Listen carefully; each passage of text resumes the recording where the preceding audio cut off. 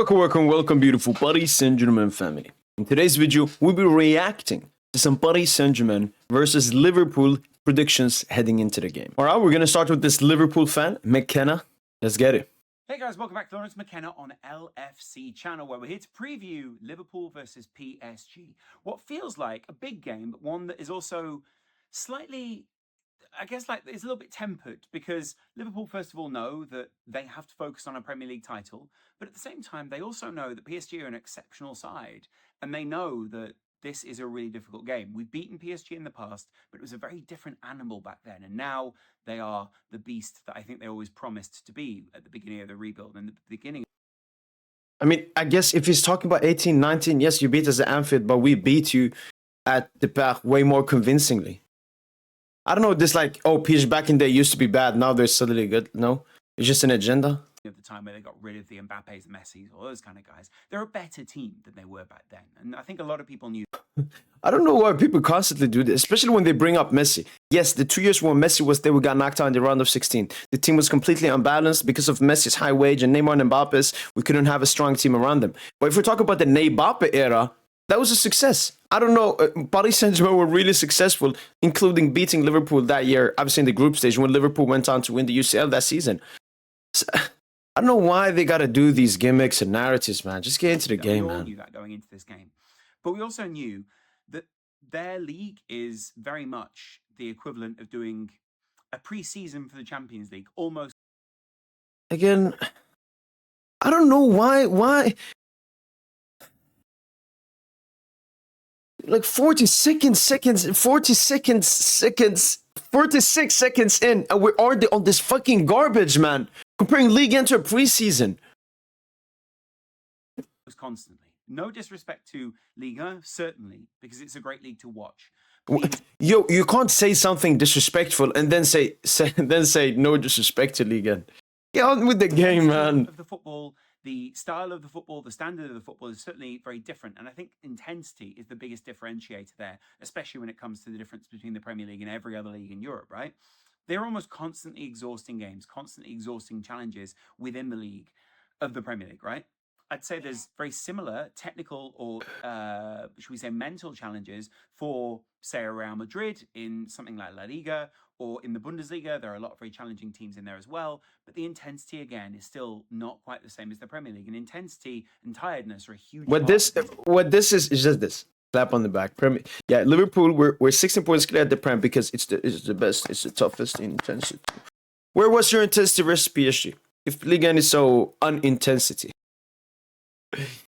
Games. You could see in this game, Liverpool didn't look as sharp as their opposition. And part of that is approach, sure, but part of that is also the way that Liverpool were entering the game. They played a very intense period.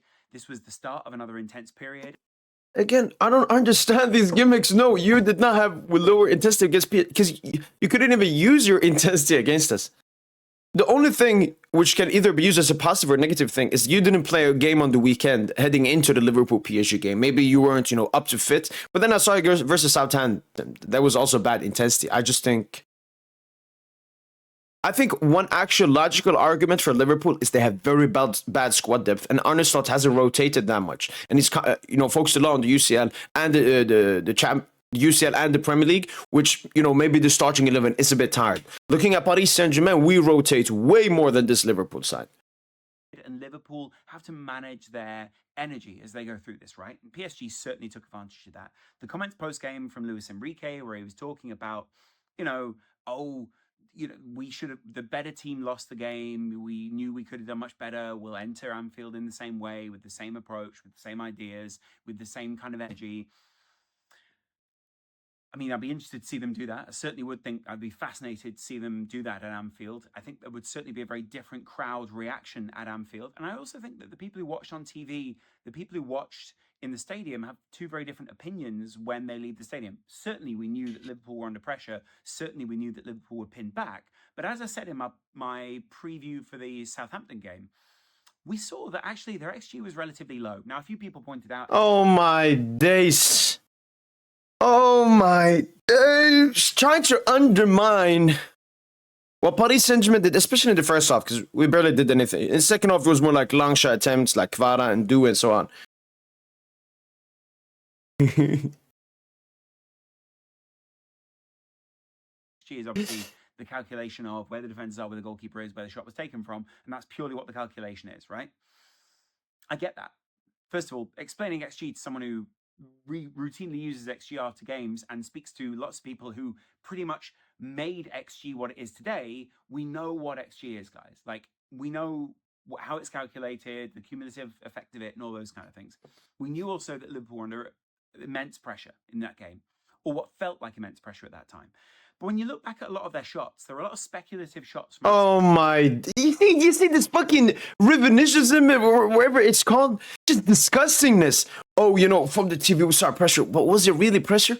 You couldn't even make 3 passes between your players. You're the best counter-attacking team in the world, despite when an opposition presses you, because you're so good at going out of the defense. You were suffocated. What the fuck is he talking about?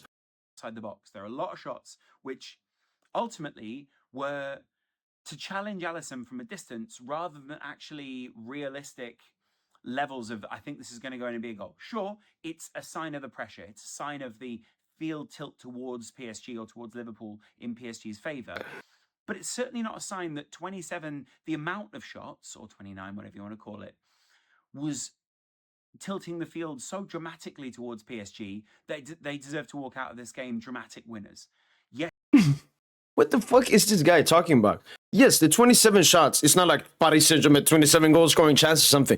I think the 27 shots, what it mostly shows is that just it was Paris Saint-Germain constantly close to your goal, taking shots. All right, Liverpool had 2 shots. One was a Fugazi header by Diaz that wasn't even close to the goal. Paris Saint-Germain had the John Neves chance, the Khvicha Kvaratskhelia chance, the Dembouche chance, the 2 Barcola rebound chances that I can think of, which are goal-scoring opportunities. Goal-scoring opportunities. Kvara scoring the offside goal, a potential Barcola Konate red card on Barcola. Why is this guy talking like he was... Now, if PSG scored, you know, it wasn't that unclinical, it would have only been like a 1-0 PSG. What the fuck is this delusion? First of all, get on the game. You're just talking rubbish. You're trying to change the past to make the positive look better. And this guy's so deluded, man. I remember when he said Yamal's better than Dembele as well in that shit. And what was it? Declan Rice is better than Neves. Yes, it was an impressive and overawing performance at times. I think it would have felt that way much more to a neutral than it would to Liverpool. I think Liverpool looked a lot more comfortable than I think PSG ever felt, right? But they know that that was very much the best of what PSG had to offer, and that was probably the worst of what Liverpool had to offer.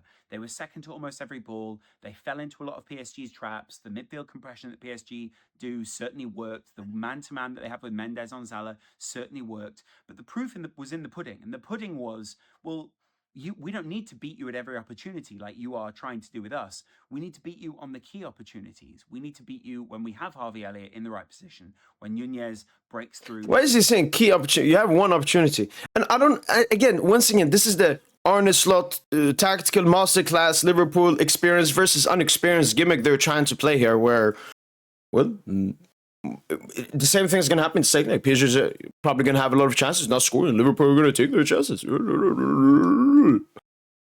Lays it off to him, and he ultimately sticks it in the far corner after Donnarumma's got a hand on it. That will give Liverpool some hope, but it will also fire up PSG. It will fire them up to the extent where they want to put things right as they see it. The problem being now, they've also given Liverpool lots of rights that they want to right. First of all, L'Équipe. I know L'Équipe and PSG don't always get on famously, but one thing I will caveat is that they are very honest in their evaluation of other teams. And one thing that they brought up was that this PSG side certainly didn't feel like Liverpool were the strongest side they faced this season. Absolutely. That was not Liverpool's strongest performance. I completely agree. No, I mean, he's talking about the L'Équipe report that said that PSG players felt Bayern and Arsenal were stronger than Liverpool, just as a side, not just the performance. Like they tested them more. First of all, I think it's a very Fugazi report. I don't think that's. I think just L'Équipe making up rubbish. But even if it was true, okay. But why say that in a paper? Why say that they felt Arsenal and Bayern Munich were better as sides than? It's fucking L'Équipe. It's like the Guardian and Mail Sports and all of these disgusting Zionist newspapers. They're just putting out a lie that will get a lot of clicks. And look at yourself. You you saw it and you believed it. This Liverpool side right before the second leg. First of all, I would imagine that would be to demoralise the opposition. Well, if the opposition have played particularly well or even put their best foot forward, then sure, I would understand evaluating them like that. And Again, this is the gimmick that Liverpool fans are trying to play, is that Liverpool just had a bad game at office. Yes, they probably had, worse game than usual. But it was Paris Saint-Germain, like 70%, who made Liverpool play that bad. I don't know why Liverpool fans are not trying to act like that happened. It wasn't Paris Saint-Germain's constant counter-press and pressing off the ball that made it a hell for Liverpool to get out of their box. It wasn't Paris Saint-Germain moving around, possession constantly, creating overloads everywhere that made Liverpool so vulnerable. 5 minutes more, inshallah. I will survive. To an extent, making them feel, oh, well, we tried, but we weren't that good. Liverpool didn't really try for their maximum, though, did they? Their starting 11 was certainly a very strong one, but they fell into a lot of those traps. And at times, they looked very lethargic in this game. They looked as if they were trying to stand off PSG. They looked as if they were just trying to get through this game. That cannot be and will not be the same approach that they have at Anfield. Sure, they will be careful, but there will have been training after this where they were talking about the shifting of the ball from foot to foot, the shifting of play from PSG, the movements of PSG, how to negate those, how to stop those, how to push those things as far back down the field as possible. Like Liverpool were trying to do at periods of this game, but not for the whole game. And Liverpool certainly hadn't extended or expended the amount of energy. They hadn't extended themselves, and they certainly hadn't expended the amount of energy that you would have thought would have worn them out in a game like this, right? Yes, there were players that went into this game against Southampton looking relatively tired. I think Gravenberch at times looks very tired. His decision-making is not as sharp as it was earlier in the season. The same goes for Szoboszlai. The same goes for all the different people who were subbed off in this game. But there were also some positives from this. We showed on the day our fullbacks, when played at their strongest, are very, very strong. They're probably some of the best fullbacks in Europe. That's Robbo. The thing is, you played Southampton. Like, why we never saw... Because your fullbacks, they're very good offensively. Then defensively. Why we didn't see that versus PSG is because Paris Saint-Germain has the most dangerous, not just winger combo, but wing combo with the overlapping fullbacks as well. They were completely pinned back the entire game with heavy pressure on them, which is just going to happen the same in the other game. That's Trent. The one mistake that we made in the whole game led to a big chance for Southampton. They scored it. Sure, I get that. That's another big mistake for Liverpool, and we cannot afford to do those kind of mistakes against PSG. But guess what? I've got a prediction that PSG are going to score first in this game at Anfield. They're going to go out there and put their best foot forward, try and put Liverpool on the back foot, and come at Liverpool. First of all, that massively suits Liverpool's style of play that we will probably be leaning into at Anfield. It also suits the personnel that we will probably be leaning into and playing at Anfield. And I think there will be a bit of a personnel shift here, right? First of all, I do think that we will change. I think we'll change none of the back line. I think we'll change none of the midfield from the PSG game. And I think we'll change some of that front line. I think it would be smart to either put Jota in there or Curtis Jones, Szoboszlai, McAllister, Gravenberch. Same back line as we tend to start at the moment, but with Andy Robertson in and Tsimikas out. I would put Gakpo on the left. I put Salah on the right, Curtis Jones and Szoboszlai through the middle, and try and win back some of that numerical supremacy that Liverpool need. That could be also, by the way, done with Diogo Jota, but he didn't have a particularly good game away at PSG. You've got to say there's got to be a reason why. Liverpool got to hit this game a lot fresher. They surely will hit this game a lot fresher. And they will prove, or at least seek to prove, that they are of those levels of the PSGs, the Bayerns, and the Arsenals in the Champions League this season. They've certainly proven it beforehand. I don't understand why they wouldn't try and, or at least do. Why is he saying Bayern and Arsenal? Like you're first of all, don't put PSG with Bayern and Arsenal. Second of all, you're cooking Liverpool if you're putting them. I put Liverpool, same level as the Barca, the Madrid, the PSG, the four best teams in the UCL this season. Do the same again. They're not trying to prove PSG or keep wrong. They certainly are, though, trying to impose themselves a lot more on this game. And doing that means controlling that ball. Curtis Jones is very good at winning that control back. Szoboszlai is very good at winning that control back. They're great pressers. They're great pressurers. They're good people at splitting the field. And we didn't really see that from Jota in that previous game. And I think the reason we'll do that is because of the control they had in the midfield, the compression they will have, and the ball control that we need in those areas. The last idea was to counterattack, but the great strength that Slot has shown this season is that Liverpool do have a number of different setups that they can go out there and exploit against PSG. Great. That's what I want to see as a Liverpool fan. I don't necessarily always think of a strongest starting 11 until I've looked at the opposition and seen what they're strong at. They were very good at shifting the ball, very good at getting past people, and Curtis Jones, Szoboszlai are very good at winning the ball back or slowing down those players in that period to allow other people to get back into a good position. That's excellent, right? That's what we want. Jota was off the ball in the last game. He was off the boil in the last game. And that was disappointing because PSG were great off the ball and on the ball, and they were on the boil. But Liverpool will need to be at their strongest in this match to get through against PSG, a team who have something to prove. And they'll want to go through because they can either play Bruges or Aston Villa in the next round and try again to impose themselves. Two really strong sides, but again, get past PSG, a massive dog, try and consolidate against a team like Villa, fight your way through, have a bit more of a level game than we would probably be used to against a quality side like PSG, who probably are one of the best squads in Europe at the moment. And what's this? What the fuck is this? He still has the fucking disgusting propaganda thinking that PSG are not that good of a team and see where it goes from there. From there, it's just pure chance. You're rolling a dice. You know, there's pretty much just this equality of play by the time you get to this point in the stadium, right? By the time you get to this point in the tournament.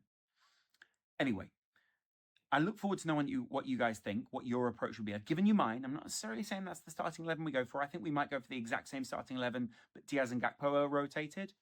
But I would rather go for Curtis Jones through the middle, win the ball back there, play around their crushing of the midfield, and try to play Salah in again, try to play Gakpo in again, and then finish with Salah or whoever is on the other side, Gakpo or Szoboszlai, hitting the ball. Yeah, that seems what a lot of Liverpool want as well. You add in another midfielder to help, defend against Paris Saint-Germain, and you still have the two outlets, whether it be Salah or Diaz or Salah or Gakpo. Especially because of the terrible game Jota had in that game. I mean, a lot of players had terrible, but he was just like terrible, and he was like completely unimportant as well. Trying to get in on them and get more shots in those areas. No, I wouldn't start Harvey Elliott. No, I wouldn't start Jota. No, I wouldn't start Nunez. The reason being, as much as I've seen a massive improvement from Harvey Elliott, I still think there is a long way to go for most of these players, and there's a long season to go, and I think they're better as rotation guys in these kind of games, as they proved with Elliott, as they proved with a number of other players that came on the field, made the game a lot harder for them later in the game with the energy. Anyway, I appreciate you guys watching this video, and I'll chat to you in a little. All right. The ending, when he talked about the game, he even predicted PSG to score first. What I take from that is that he knows this is going to be a tough game, and someone unlike some, deluded Liverpool fans. So I definitely agree with those points. I agree, tactically, what Liverpool should change and everything. I believe it will definitely be a different game.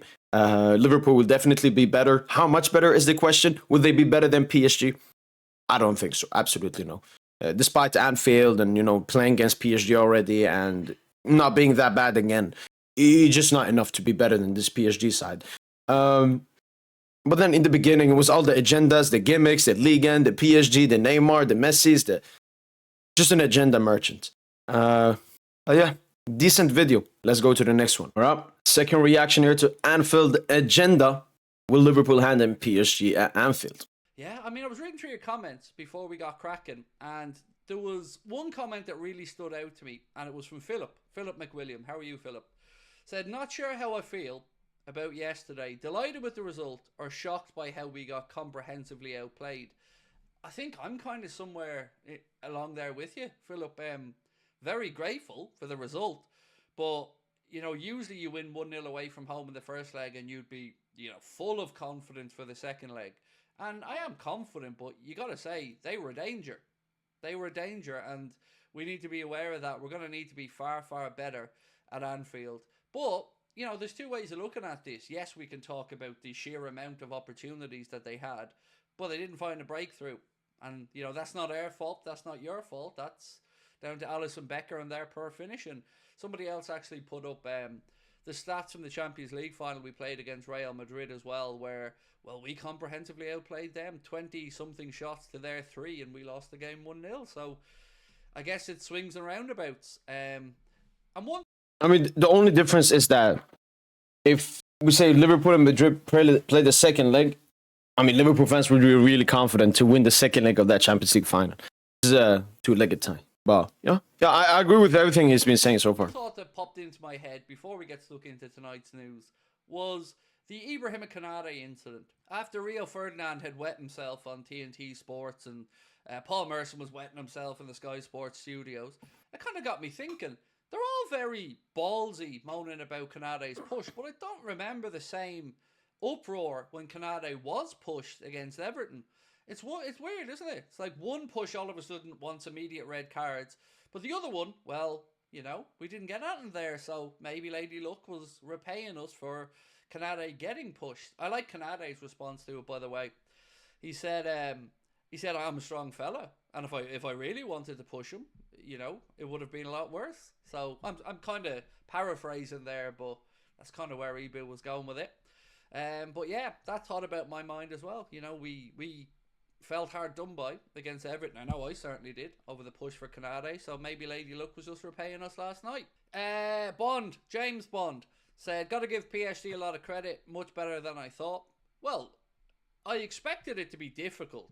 But I agree with you. They were probably a little... I mean, probably for the guy that commented, he was also one of the deluded Liverpool fans that thought PSG is from farmers and they're not that good, and only good team they've beaten is a trash City side.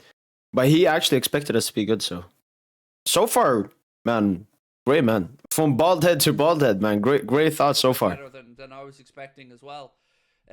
You can see the stark difference, though, in a team that's hungry, young, and full of confidence against, you know, the old Galacticos, kind of Neymar, Messi, Mbappe, that kind of era of PSG. They had a lot more about them last night, and I think if I was a PSG fan, I'd be very upbeat about the future, because if they can keep going like that, they will be a genuine threat and could win a Champions League someday. I just hope it's not this season. PSG were very good, said Red. It was a smash and grab from us. It was, but you also have to credit, I guess, our defensive resilience in the game, as well as Alisson Becker's brilliance in goal. It was good to see Peter Schmeichel giving him his props as well, saying it's one of, if not the best goalkeeper performance he's ever seen.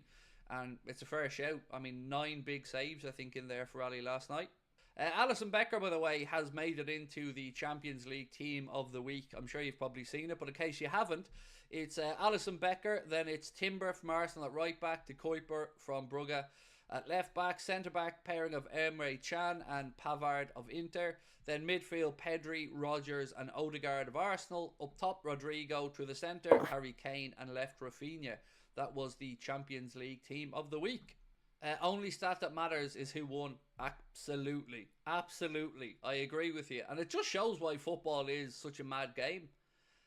You don't always get what you deserve in a game of football, but we took our chance last night, and it was a lovely moment for Harvey Elliott. Delighted for him. And of course, delighted for Darwin as well. You know, we wouldn't have got that goal if Darwin hadn't have persevered and squared the ball across. Did you see what VVD said to Luis Campos at halftime? Had him rattled. I didn't see that, but I did see Luis Campos was having a go at the referee. I'd seen that one all right, running down there. I wonder, would he get a 2-game ban and a 70 grand fine, or does that only apply to our managers? Even though he's not a manager, but you get my point. Would I start Darwin against PSG?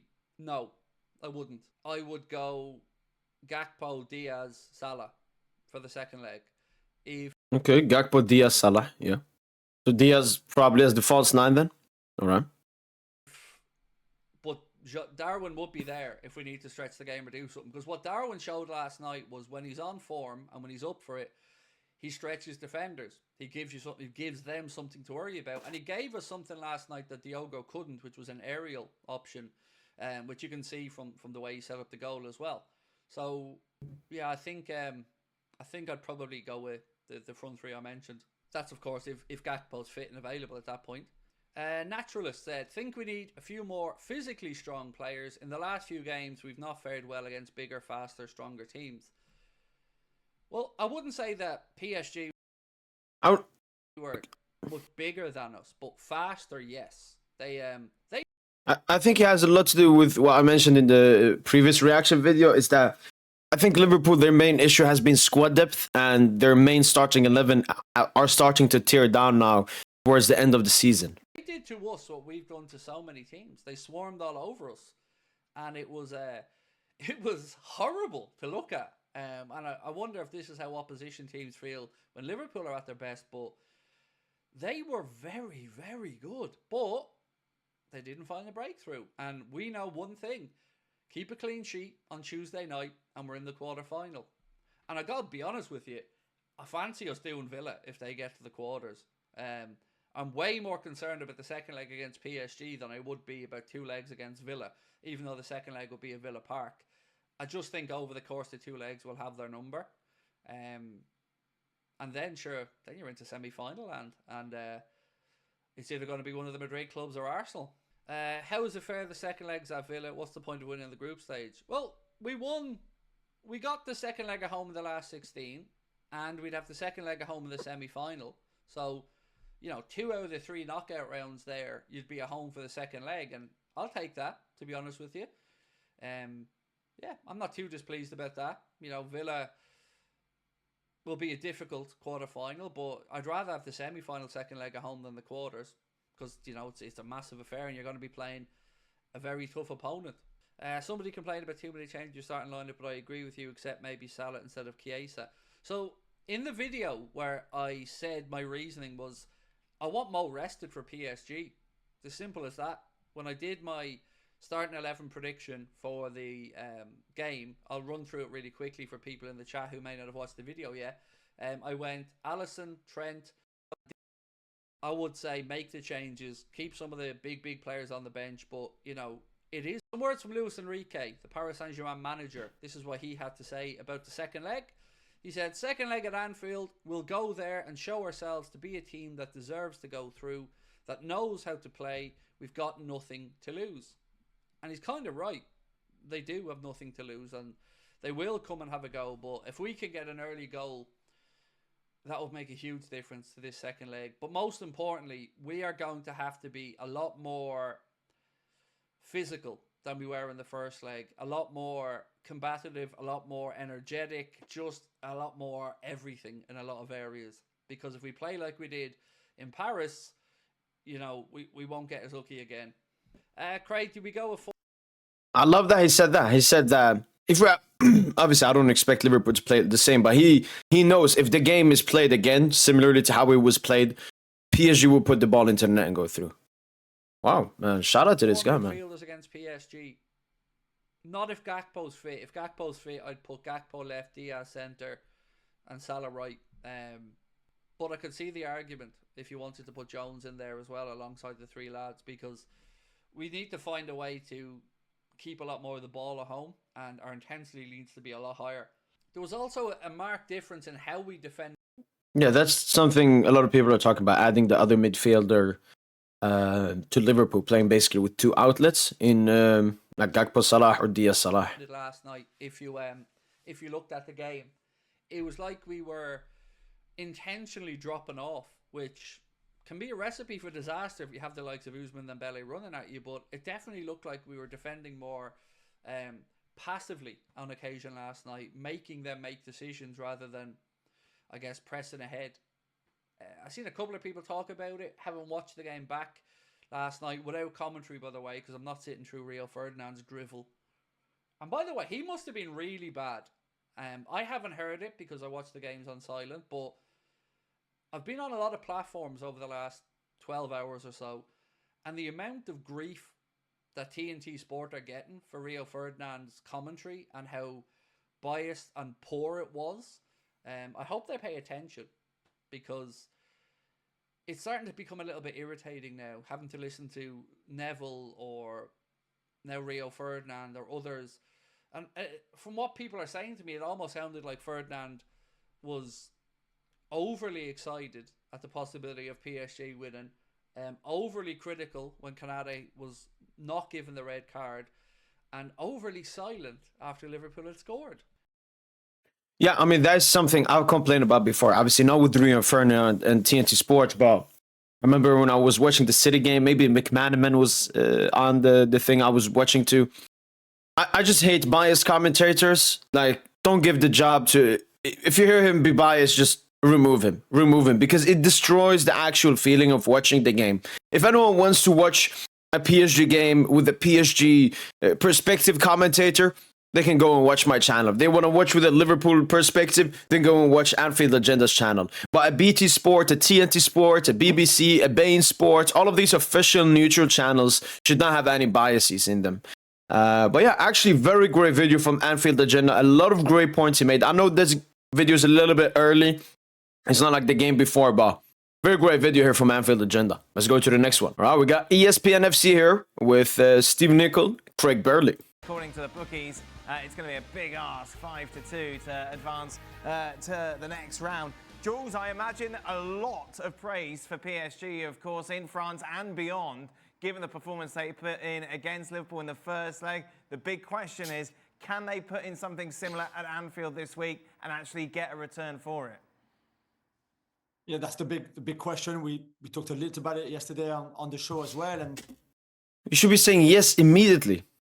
Just in pure confidence, not just realistic, just confidence. This guy's a PSG fan, by the way.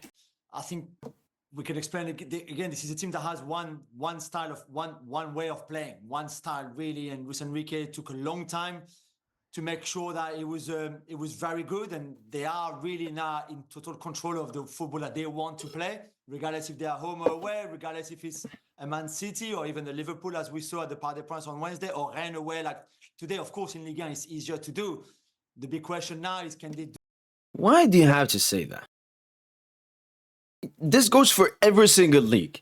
Liverpool, it's easier to win a game in the Premier League than it is in Champions League. Same for PSG when it comes to the league and Champions League. I don't know why you have to do that away in Liverpool on Tuesday. And we said yesterday, only the top teams in the last 10, 15 years can go away in the Champions League to the top teams and impose their game, impose their style of football, and go there and play exactly the same way that they would play at home against the same team. There's been obviously Liverpool and the club, City and Barcelona under Guardiola, and maybe another couple of other teams, maybe the Bayern and the Flick, maybe Bayern under Jupa in case. Teams like that, you get the picture. I'm just not sure really right now this PSG side is at that level anyway. It's a very young. There was another video I reacted about him as well. He's always saying this gimmick, it's too young, it's too inexperienced, maybe we'll win a UCL in 3 seasons. Just this Arsenal trust the process gimmick, man. It's tiring. It's honestly tiring that this guy is representing us. Team, and yeah, Luis Enrique is doing an amazing job, and we saw today with the B team, they played exactly in the same way that the A team would have played, and they still blew away a decent Rennes team. This guy didn't even watch the game. We didn't blew Rennes away. What happened was we had a good game. We were controlling. We had majority of the possession. Didn't create that much. They got the breakthrough for Barcola. They got a second. Then immediately as we got the second, Rennes started pushing. They got a goal immediately. The game became very tight. And the game was somewhat tight as well in the beginning. Even Rennes had some chances. And then obviously in the last, we got a goal in the 90th minute and 90 plus 5. Because Rennes were pushing and we had the high line against them. No, did he even watch the game? Did you just see the score? We didn't blow out Rennes. What the fuck, man? So it's the big task, and they will try for sure. And that might be, in the end, the way they fall, because trying to be attacking and super high on the pitch away at Liverpool might cost you, and you might lose the game 3-0, 3-1, because you would have been too aggressive, too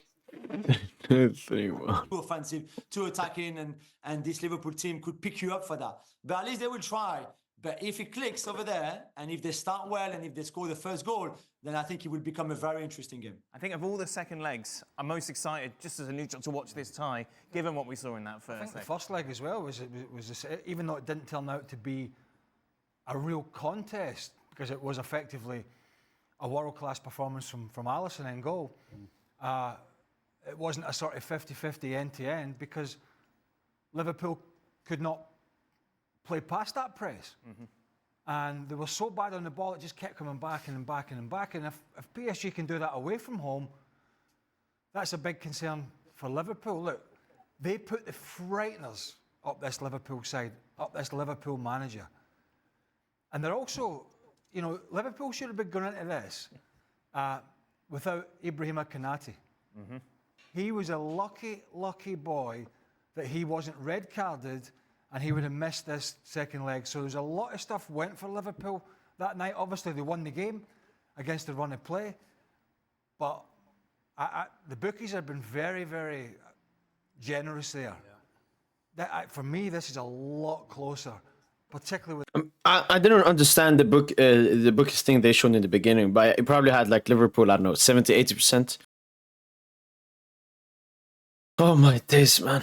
Nah, betting. I mean, that's why betting companies make money on, stupid people, because they can put whatever odds and people just think, yeah, this makes sense.